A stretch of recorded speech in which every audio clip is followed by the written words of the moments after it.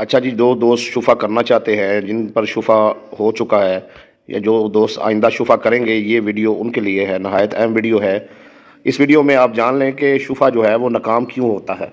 देखिए, शुफा के लिए ये 3 शराइत जो हैं वो पूरी होना बहुत ज़रूरी हैं। अगर इनमें से एक शराइत भी जो है वो कम हुई तो आपका शुफा जो है वो कभी कामयाब जो है वो नहीं होगा। शुफा जो है वो नाकाम हो जाएगा। पहली जो शर्त है वो है तलब मुवासबत। अब तलब मुवासबत है क्या, ये आप समझ लें।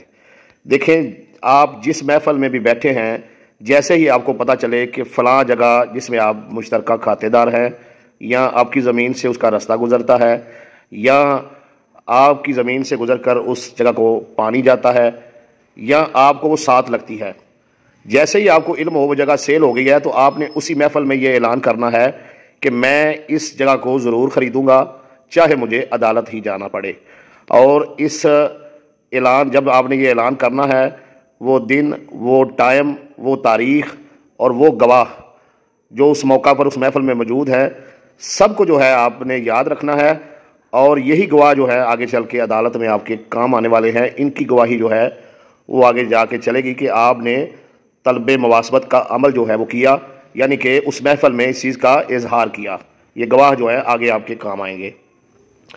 अच्छा जी, दूसरी चीज़ ये है तलब इशत। तलब इशत क्या है?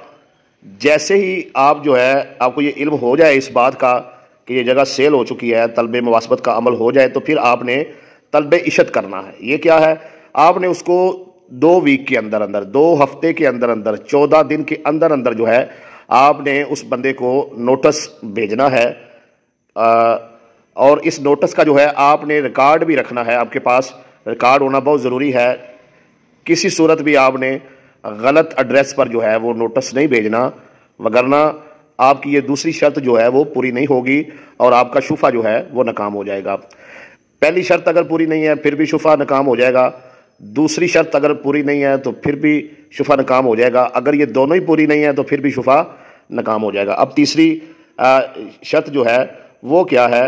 वो है तलब हसूमत, यानी अब आपने उसके खिलाफ हक़ शुफा का दावा जो है वो जाकर दायर करना है। ठीक है जी, और ये दावा दायर करना बहुत ज़रूरी है। इन 3 शराइत में से अगर एक शर्त भी कम हुई तो आपका शुफा जो है वो कामयाब नहीं होगा।